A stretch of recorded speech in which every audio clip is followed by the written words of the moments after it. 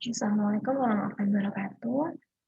Berjumpa lagi dengan saya, Puspanjalisnya Puspita. Pada kesempatan kali ini kita akan membahas terkait dengan permurnian dan karakterisasi enzim. Ini adalah pertemuan ke-9. Ya, jadi kita lanjutkan dari pertemuan yang lalu. Oke. Nah, tujuan dari pemurnian enzim itu yang pertama adalah memisahkan satu protein dari campuran kompleks protein lain dan tetap menjaga aktivitasnya.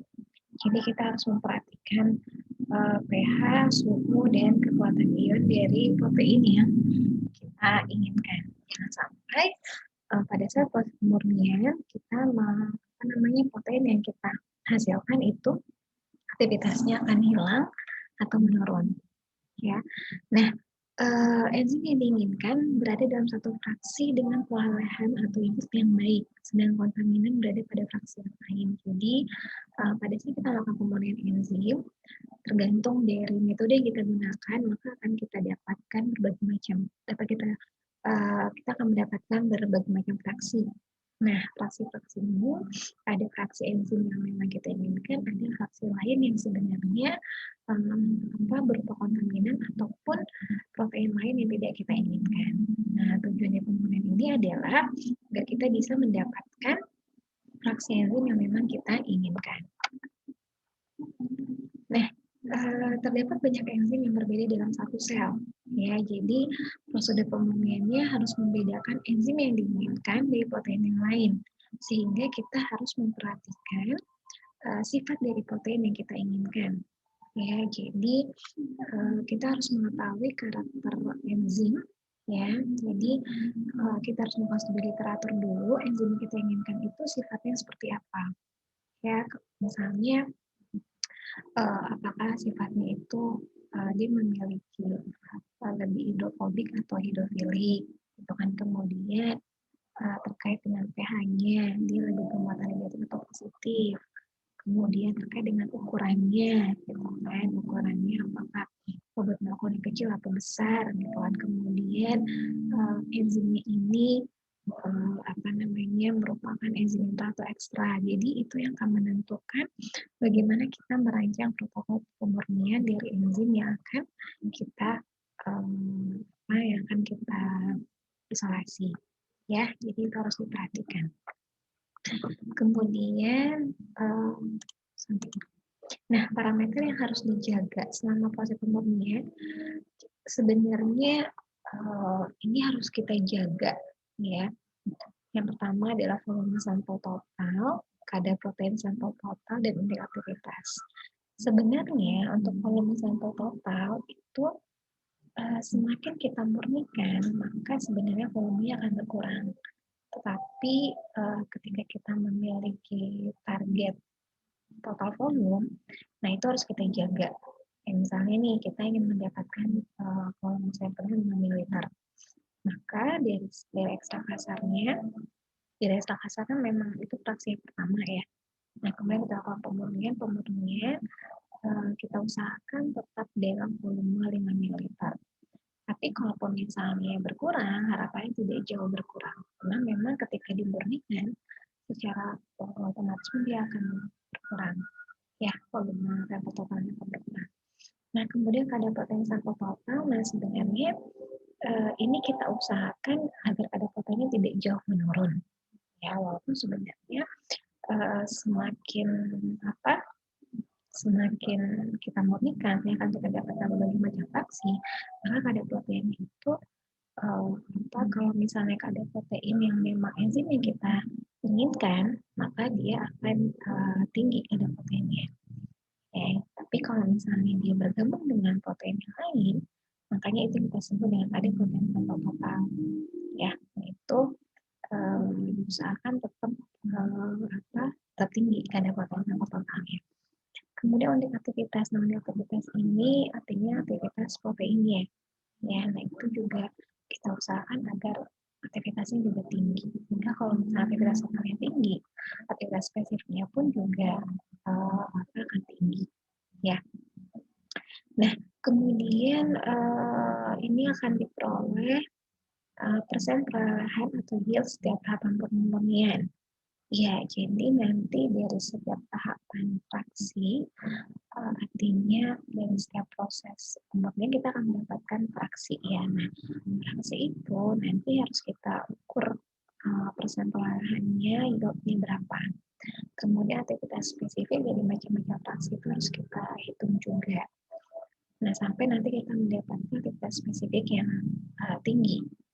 Nah, kalau aktivitas spesifik yang tinggi, artinya itu memang aktivitas spesifik protein kita inginkan itu bagus, sampainya tinggi.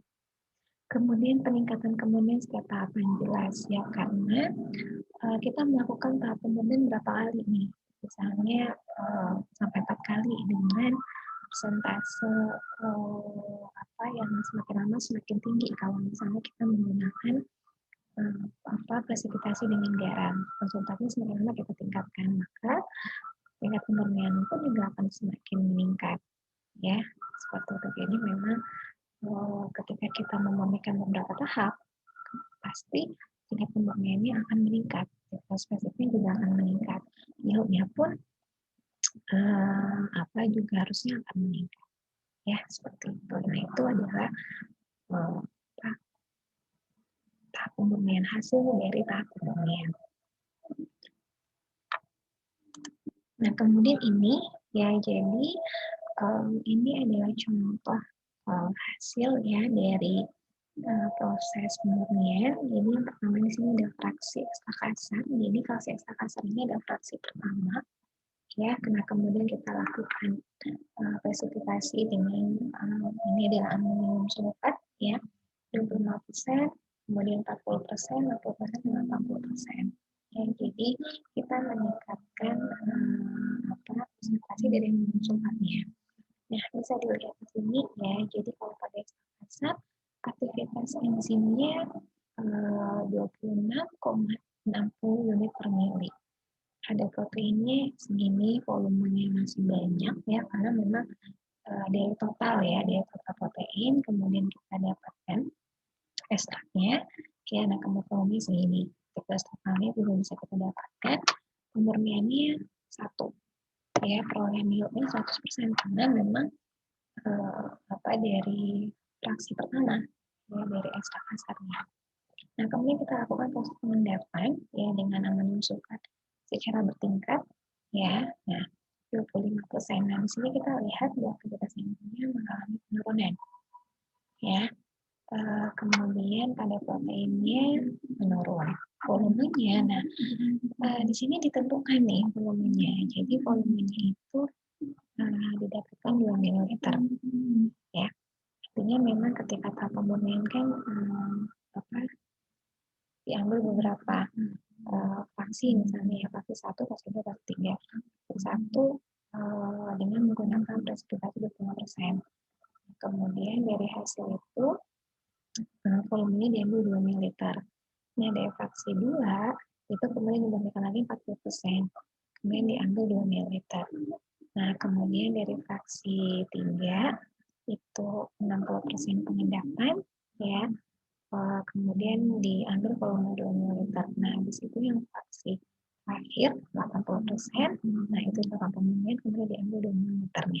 Nah, setiap volume ini nanti akan dihitung nih, akan dihitung aktivitas totalnya, protein totalnya, aktivitas spesifik, yield, dan pemurniannya.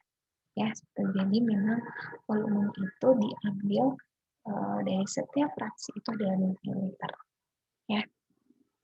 Nah, ternyata di sini bisa dilihat bahwa yang paling tinggi aktivitas enzimnya itu adalah di pemurnian presipitasi 60%. Ya, jadi nanti bisa dilihat rumusnya ya di slide selanjutnya. Ya, jadi kadar proteinnya itu semakin lama ya dari setiap fraksi ya, jadi dia sebenarnya meningkat, dan kemudian di pengendapan 80% itu mengalami penurunan. Nah, kalau merupakan sama, aktivitas totalnya semakin lama semakin meningkat. Ya, artinya memang dari setiap pemurnian, aktivitas total proteinnya itu meningkat. Ya, artinya dia akan semakin murni. Protein totalnya itu juga meningkat, nah aktivitas spesifiknya Aktivitas spesifik ini menentukan aktivitas dari enzim yang kita peroleh. Ya, jadi bisa dilihat di sini aktivitasnya tinggi, ya 164,92 unit per miligram. Yieldnya 0,31%. Ini walaupun sebenarnya rendah, tapi dia masih jauh lebih baik dibandingkan dengan uh, pengendapan amino sulfat yang lain. Kemudian pemurniannya itu jauh lebih tinggi 8,37 sehingga memang fraksi ini adalah fraksi yang terbaik ya. Nah, bagaimana cara kita menghitungnya? Nah, di sini ada rumusnya ya, jadi bisa dilihat. Nah, jadi cara perhitungannya, nah kalau untuk mendapatkan aktivitas total, aktivitas enzim dikali volume total fraksi. Jadi ini adalah aktivitas total enzim ya. Jadi kalau misalnya kita lihat balik lagi ke slide selanjutnya ya. Jadi untuk mendapatkan aktivitas total itu artinya aktivitas enzim dikali dengan volume ya. Ini juga aktivitas enzim dikali dengan volume itu dapat aktivitas total. Nah, kemudian untuk protein totalnya itu bisa kita lihat ya. Ini bagaimana cara menghitung protein total. Nah, di sini adalah kadar protein dikali volume total fraksi. Ya, jadi kadar protein dikali ini ya, kadar protein dikali volume total fraksi. Jadi ini dikali dengan ini. Ini dikali ini dikali ini untuk mendapatkan protein totalnya. Ya, jadi ini adalah protein total. Kemudian aktivitas spesifiknya, berarti aktivitas spesifik ini sebenarnya rumusnya itu adalah kita lihat ya, dia didapatkan untuk skala kasar adalah 19,71 unit per miligram. Berarti aktivitas total dibagi dengan protein total ya, dapat segini. Aktivitas total dibagi dengan protein total. Kemudian yieldnya artinya rendemennya itu bisa kita lihat ya di rumusnya.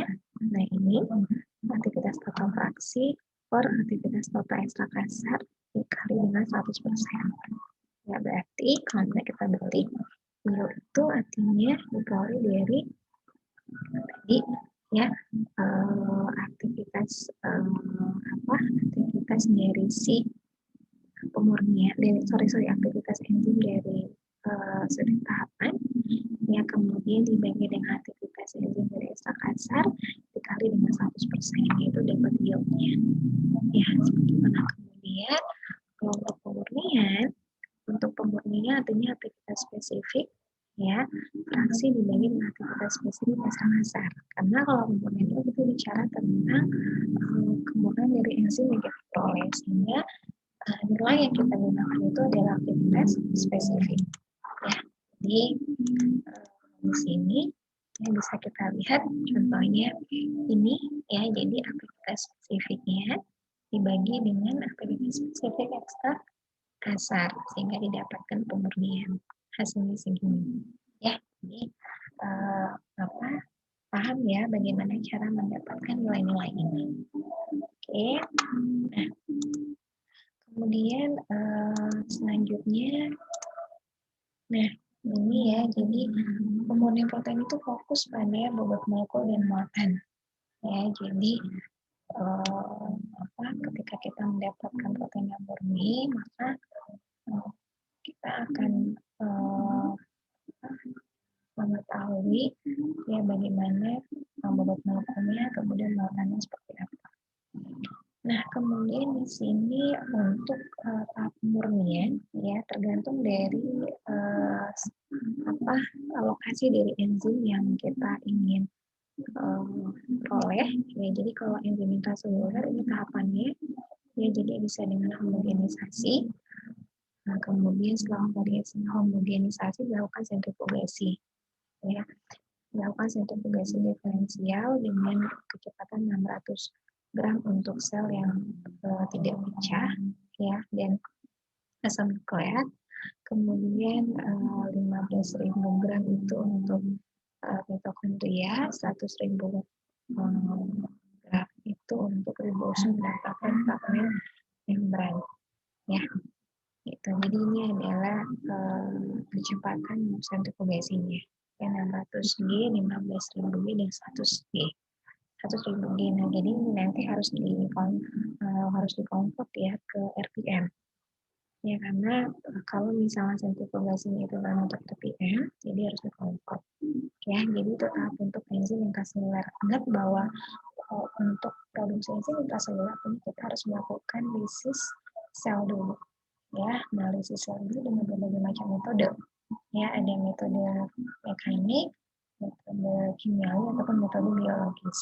Nah, kemudian dilanjutkan dengan sentrifugasi.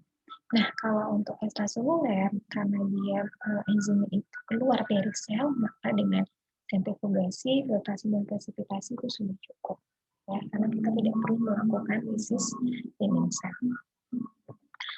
Selanjutnya, ini adalah beberapa masalah dalam pemurnian enzim, karena kita memang harus menjaga aktivitas dari enzim yang merupakan protein, maka yang akan menjadi masalah itu kalau tidak kita jaga suhunya, itu akan mengakibatkan jadi denaturasi, ya artinya proteinnya rusak, kemudian proteolisis juga sebenarnya protein itu juga akan terurai, ya. Jadi ini yang harus kita jaga. Nah, denaturasi disebabkan oleh suhu, proteolisis juga disebabkan oleh enzim-enzim yang memang mengganggu aktivitas dari si protein itu sendiri, ya. Sehingga dalam proses pemurnian kita harus tetap menjaga nih kondisi proteinnya. Nah, biasanya ketika kita melakukan pemurnian, kita harus tetap menjaga suhu protein itu adalah 4 derajat Celcius. Ya, walaupun sebenarnya memang ketika di dalam tubuh kita suhunya ada 37 derajat Celcius, ya kan? Tapi ketika berada di luar lingkungan, maka itu harus kita jaga untuk tetap stabil, ya, tetap stabil aktivitasnya, ya, sehingga memang untuk perlakuan dengan protein itu harus kita jaga pada suhu 4 derajat Celcius. Nah, kemudian ini adalah tahapan dalam pemurnian enzim, ya. Jadi untuk mendapatkan enzim murni ada beberapa tahapan yang bisa kita lakukan. Yang pertama ekstraksi, ya, itu sudah itu ada tahapan dari isolasi, ya. Jadi sebenarnya pemurnian enzim ini adalah lanjutan tahapan dari isolasi, ya. Jadi kita ekstraksi dulu enzimnya, ya, dengan cara kita lakukan pelepasan protein, ya, dari sel atau bagian sel diperoleh ekstrak dalam bentuk cair, ya. Karena kita lakukan proses pemecah dinding sel, kemudian kita sentrifugasi, maka akan dikatakan super matang, yaitu merupakan ekstraknya. Kemudian kita lakukan vaksinasi, tujuannya itu adalah untuk agar kita bisa mendapatkan enzim yang protein yang murni, enzim ya, karena dia merupakan protein, kita yang mendapatkan yang murni, gitu kan. Jadi kita memisahkan ekstrak berdasarkan kelarutannya guna mendapatkan kelompok yang sama atau mendapatkan fraksi yang yang memiliki sifat yang sama, ya, memiliki polaran yang sama, memiliki sifat yang sama, maka kita akan vaksinasi, ya. Nah, kemudian setelah kita vaksinasi, kita akan dapatkan berbagai jumlah fraksi, ya, tergantung berapa tahapan vaksinasi yang kita lakukan. Ya, contohnya di slide sebelumnya tadi, kita lakukan vaksinasi dengan 4 kali pengendapan dengan protein, sehingga didapatkan 4 fraksi yang satu ekstrak. Kemudian kita lakukan pemurnian. Ya, untuk lebih mudah kita lakukan purifikasi. Ya, bisa dengan berbagai macam metode, nanti bisa selanjutnya. Nah, purifikasi ini adalah pemisahan fraksi lebih lanjut dengan berbagai metode ya, untuk mendapatkan molekul enzim yang lebih murni, gitu. Jadi ya, ini tahapan lanjutan dari vaksinasi, ya. Nah, untuk vaksinasi sendiri, ya, ini kita lakukan dengan pengendapan dengan garam.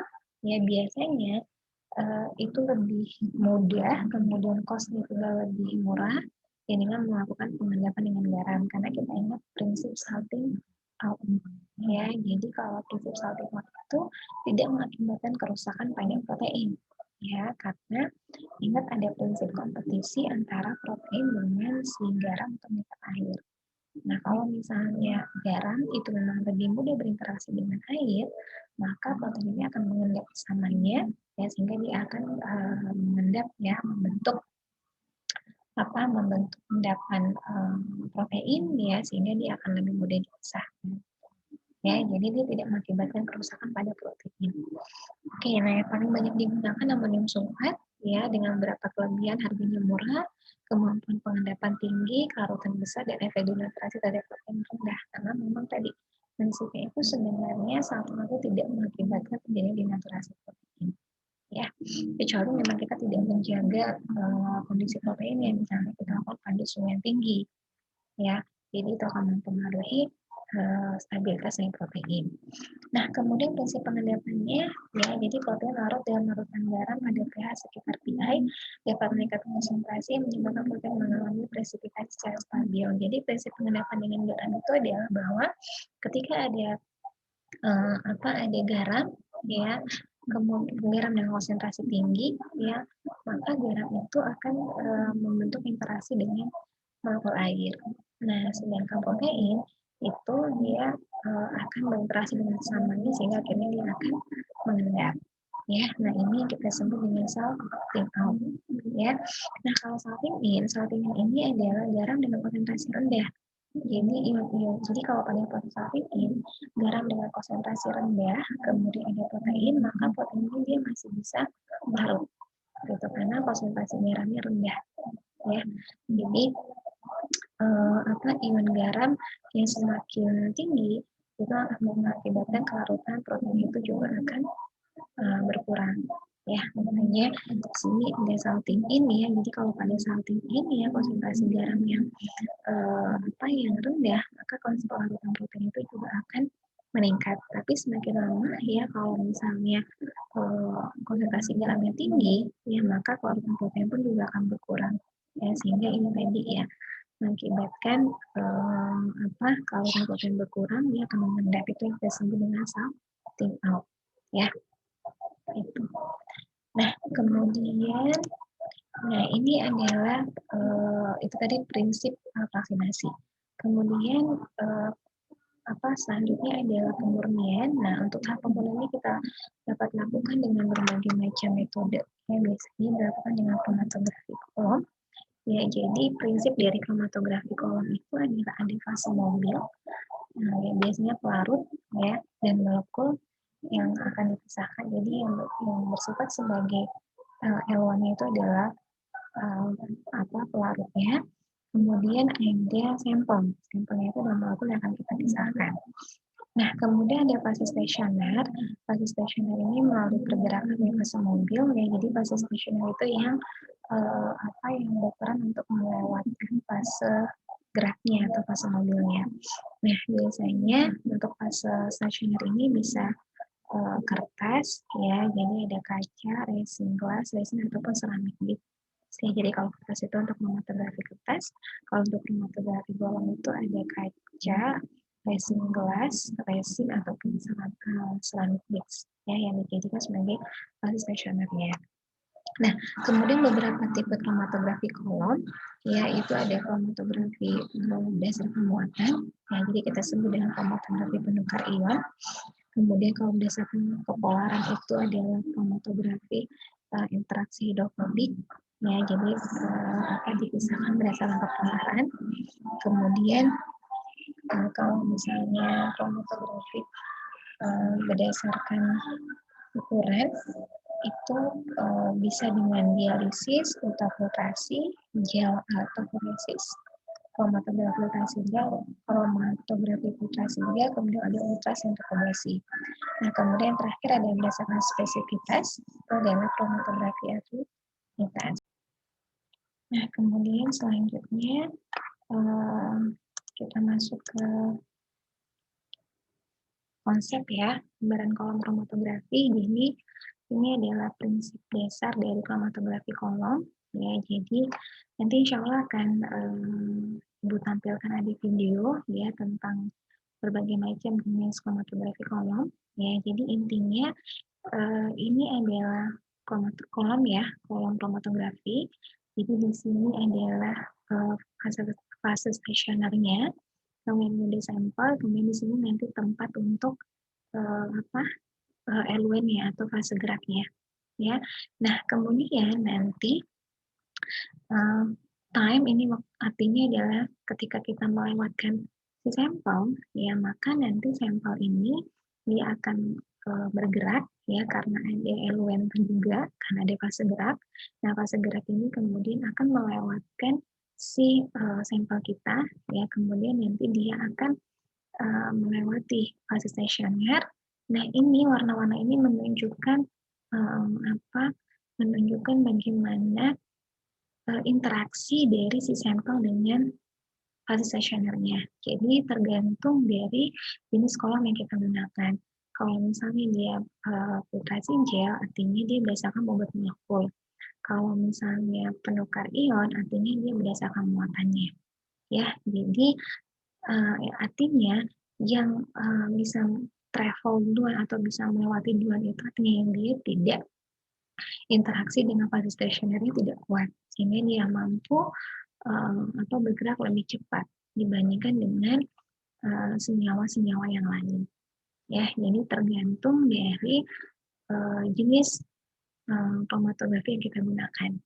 Ya, nah ini trizon ini akan terpisahkan ya sesuai dengan sifat dari proteinnya.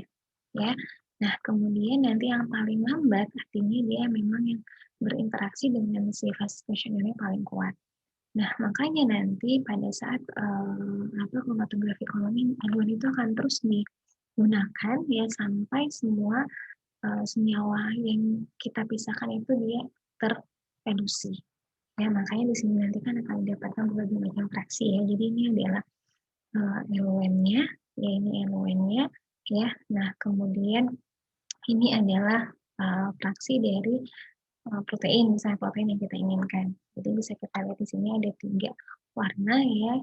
Ini adalah pink, kemudian ada biru, kemudian terakhir nanti adalah ungu. Nah, ungu ini adalah yang memang dia interaksinya paling kuat dengan fase stasioner sehingga dia bergerak paling lambat dibandingkan dengan yang lain. Ya, jadi itu prinsip dasar dari kromatografi kolom. Nah, kemudian kita akan masuk ke proses dari pemurnian ya. Jadi ada yang disebut dengan tahap dialisis ya. Jadi kalau dialisis ini berdasarkan bobot molekul ya. Jadi memisahkan molekul larut berdasarkan ukuran molekulnya dengan menggunakan membran semi permeabel. Jadi kalau dialisis ini dia menggunakan membran ya. Jadi berdasarkan bobot molekul. Jadi kalau misalnya kita lihat di sini, ini adalah membran dialisis. Kemudian ini ada pelarutnya. Nah, kemudian di sini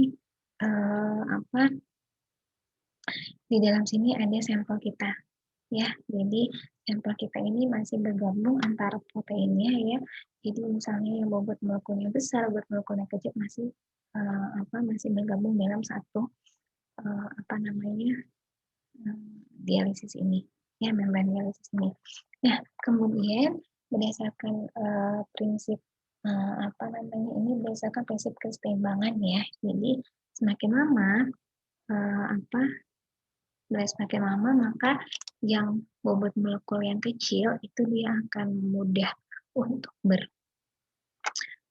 berdifusi ya, akan lebih mudah berdifusi ya ke ke pelarutnya ya, sehingga nanti akan mengakibatkan kondisi keseimbangan. Jadi yang bobot molekulnya besar itu akan tertahan di membran dialisis. Nah, jadi ini tergantung protein yang kita ingin dapatkan itu yang bobot molekul yang kecil atau bobot molekul yang besar. Kalau misalnya dengan menggunakan prinsip dialisis, berarti kan dia merupakan protein yang bobot molekulnya besar ya, yang akan tertahan. Jadi ya artinya kalau misalnya protein kita bobot molekulnya besar, maka nanti dari sini yang bobot molekulnya besar akan tertahan di membran dialisis, sedangkan yang ada di solvent ini adalah yang bobot molekulnya kecil. Ya, sehingga nanti bisa kita dapatkan protein kita kalau misalnya dia ukurannya besar. Kalau misalnya ukuran kecil artinya protein kita ada di bergabung dengan si solventnya ini. Ya, seperti itu. Nah, itu untuk prinsip dialisis.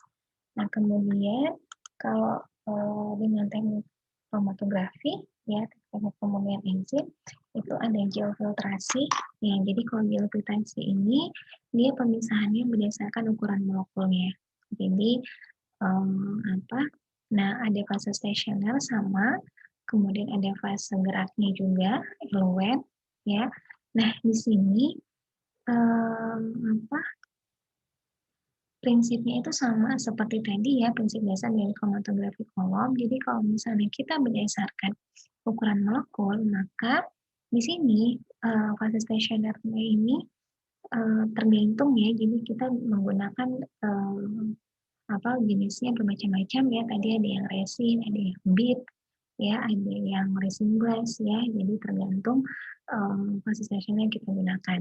Nah, kalau misalnya di sini berdasarkan ukuran molekul, maka yang bobot molekulnya kecil itu dia akan tertahan ya di fase stasionernya. Nah, artinya dia akan bergerak lebih lambat dibandingkan dengan yang ukuran molekul yang besar. Makanya nanti di sini bisa dilihat bahwa smaller molekul itu akan masuk ke pori di gel, sedangkan yang ukurannya besar, yang molekulnya besar itu akan lebih mudah untuk migrasi lebih cepat. Ya, nah kemudian ketika kita terus tambahkan eluen ya, artinya nanti yang berukuran kecil itu juga akan terelusi ya. Nah kemudian interaksinya di sini dikatakan bahwa ada interaksi ikatan silang ya antara si smaller molecule dengan fase stasionernya. Kemudian setiap gel memiliki ukuran tertentu yang akan memisahkan secara linear.